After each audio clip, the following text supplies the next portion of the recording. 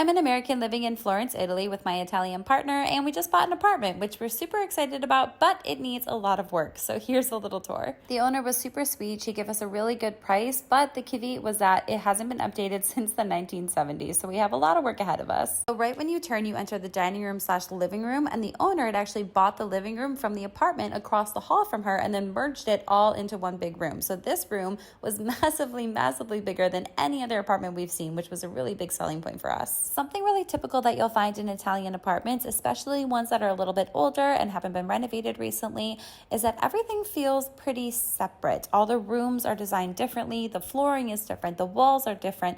Open floor plans aren't really a super big thing in Italy, especially when it comes to kitchens. In general, in Italian culture, it's really common to keep the kitchen kind of closed off from the rest of the rooms for the smells. They just think it should be separate. We're going to keep the kitchen where it is, but just knock down a few walls to open it up a little bit more, but still keep it separate.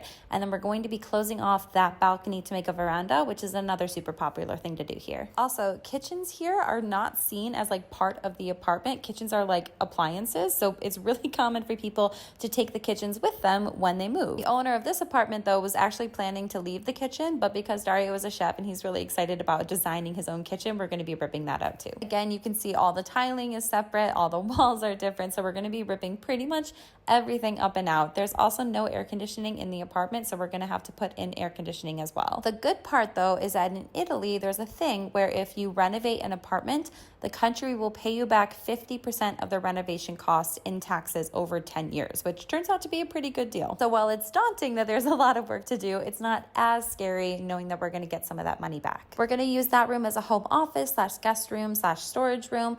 This is the first bathroom, and we're actually going to be knocking down that wall on the right-hand side and taking a few feet from the other room just to make this bathroom a little bit bigger. It's also really common in Italy to see these floor-to-ceiling massive wardrobes that take up like a whole wall. Finding like built-in closets in a room is not super common to find, or at least I've never seen it in the many apartments that we've toured. So while those wardrobes are going to go, we'll probably be putting up something similar, at least in a couple of rooms. This is the master bath. It's very long and very narrow. Honestly, we don't really know what we're going to do with it.